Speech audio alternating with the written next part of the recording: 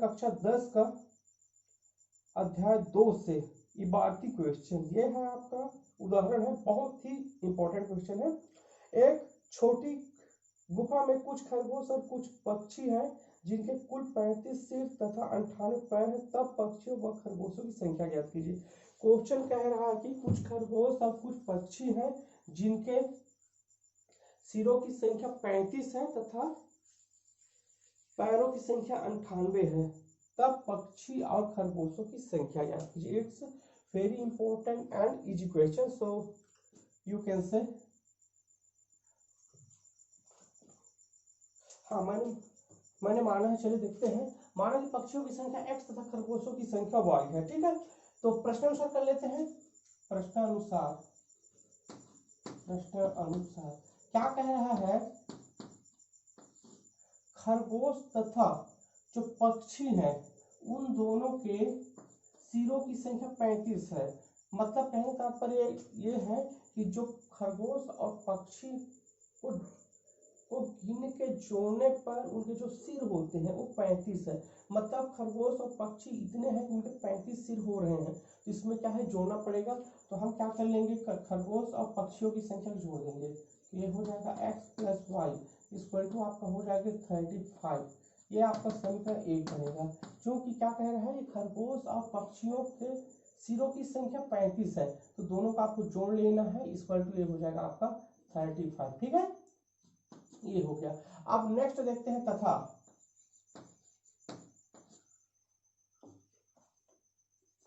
फिर कह रहा है तथा 98 पैर है। तो और दोनों खरगोश और पक्षियों की जो टोटल है उनके 98 पैर हैं। तो चलिए देख लेते हैं। खरगोश के 4 पैर होते हैं, इसलिए खरगोश के साथ आप 4 का गुणा कर दीजिए, तो ये हो जाएगा 4y प्लस, और जो पक्षी होते हैं उनके 2 पैर होते हैं, इसलिए हो जाएगा 2x, ठीक। तो पक्षियों में आपका 2 का गुणा कर देना है और खरगोश में 4 गुणा करना है। इसलिए करना है क्योंकि खरगोश का 4 पैर होता है, तो 4y हो जाएगा। और क्या बोलते हैं, पक्षियों का 2 पैर होता है, तो ये हो जाएगा 2x, ठीक है भाई, समझ आ रहा है। इक्वल टू हो जाएगा आपका 98। दोनों के पैरों की संख्या टोटल हो जाता है आपका 98। समीकरण नहीं, इसको समीकरण 2 नहीं देना है। इसमें देखिए इजी कर लेते हैं इसको। यदि हम 2 का भाग कर देते हैं, ये हमारा समीकरण थोड़ा इजी हो जाएगा, तो हम किसको करने में इजी हो जाएगा। ये हो जाएगा x प्लस 2 दूनी 4y, यहाँ पास 2 एकम 2x हो गया, प्लस 2 दूनी 4y, और यहाँ पास हो जाएगा 2 चौक 8। कितना बचा, 1 बचा है, देखिए 2 चौक 8 हुआ, 1 बचा, ये 18 हो जाएगा, 2 निया 18। ये हो जाएगा समीकरण 2। यहाँ पास मैं रफ कर बता दूं आपको ये कैसे हुआ है। 2x plus 4y equal to ये हो जाएगा 98। तो ये हो जाएगा 2 एक कम 2x, और ये हो जाएगा 2 एक कम 2, 2 दूनी 4y, अब ये हो जाएगा 98/2, 2 एक कम 2 चौक 8, 1 बचा है 18, 2 निया 18। ये आ गया फ्रेंड्स। x प्लस ये हो जाएगा 2y इक्वल टू 49 आ गया। ये हो गया आपका समीकरण 2। It's very easy. आपको ये देखना है कि किस राशि का भाग जाएगा। देखो यहाँ भी 2 है, यहाँ भी 2 है ना, तो 2 से साइन के साथ चला जा रहा है। ये हमारा समीकरण 2 बन गया। अब क्या करना है, समीकरण 1 और समीकरण 2 से, इससे पहले मैं वीडियो बनाया था, उसको आप देख लेना तो और समझ में आएगा। अब समीकरण 1 और 2 में यदि हम समीकरण 1 में समीकरण 2 से करें और घटा दें, तो ये प्लस x और ये माइनस x 0 हो जाएंगे, ठीक। तो चलिए समीकरण 1 और 2 से, ये हो जाएगा आपका समीकरण 1 और 2 से, समीकरण 1 और 2 से, तो ये हो जाएगा भाई साहब समीकरण 1 और 2 से। तो आपका समीकरण 1 ये है, तो ये हो जाएगा x plus Y equal to हो जाएगा आपके 35। इसको हम समीकरण 3 दे देंगे यार, ठीक है। और ये हो जाएगा आपका x plus 2y equal to ये हो जाएगा 49। ये हो जाएगा समीकरण 4।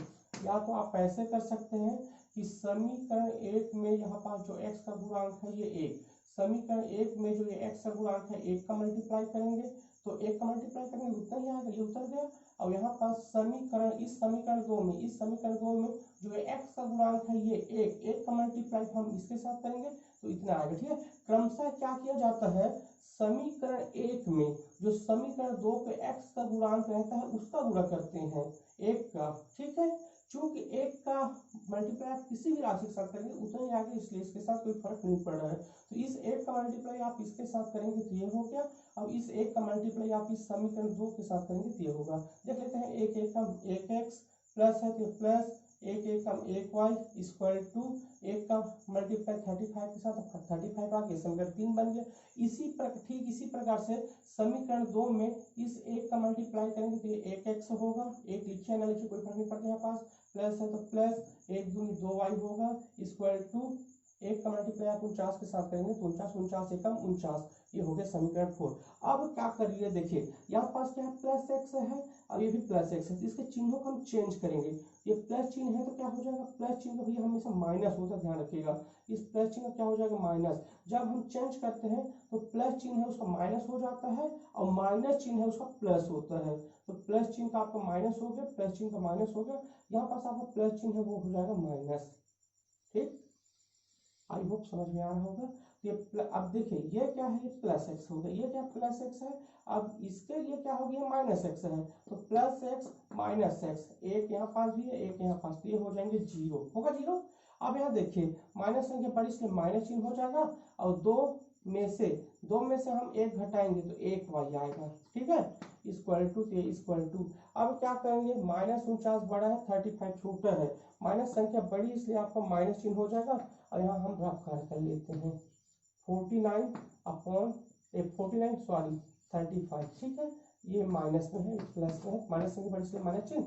9 में से आप 5 हटाएंगे 4 बच जाएगा। ठीक है, और 4 में से 3 घटाएंगे आपका एक आएगा। ठीक है, ये हो गया -14, इधर ही माइनस है इधर ही माइनस है, तो कट जाएंगे, तो y इक्वल टू आपका हो जाएगा ये 14। तो ये क्या हो गया, किसकी संख्या है, ये खरगोशों की संख्या निकल गई। y का मान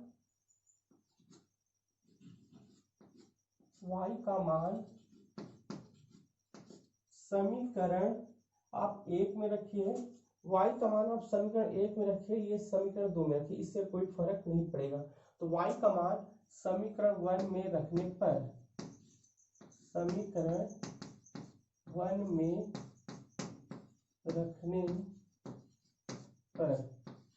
y का मान हम किसमें रख रहे हैं, समीकरण वन में। y का मान समीकरण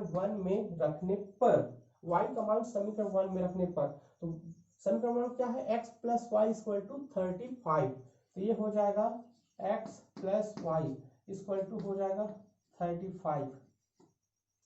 आगे हो जाएगा नेक्स्ट स्टेप, ये हो जाएगा x, ये प्लस है तो प्लस, y की वैल्यू है आपके 14, y के स्थान पे आ जाएगा आपका ये 14 इक्वल टू ये हो जाएगा 35। ठीक है, अब क्या करेंगे भैया, जो अचर राशि इसको एक साइड ले जाएंगे, पक्षांतर करेंगे, तो प्लस जो 14 है ये 14 है, इसको हम पक्षांतर करके 35 के साइड लाएंगे। ठीक है, ये हो जाएगा x इक्वल टू 35 प्लस 14 जब आपका पक्ष बदलेगा उधर जाएगा तो ये हो जाएगा आपका -14। Yes, next step, x equal to 35 बड़ा है 14 छोटा है, तो अब 5 में से आप इस 4 को घटाएंगे क्या हो जाएगा 1, अब इस 3 में से 1 को घटाएंगे क्या हो जाएगा 2। ठीक, 21। तो आपके पक्षियों की संख्या क्या हो गया 21, और खरगोशों की संख्या कितना हो गया 14।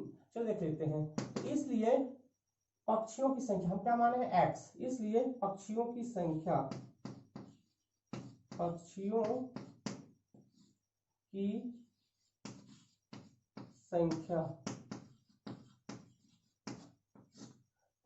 संख्या हो जाएगा आपका, पक्षियों की संख्या x इक्वल टू 21 तथा खरगोशों की संख्या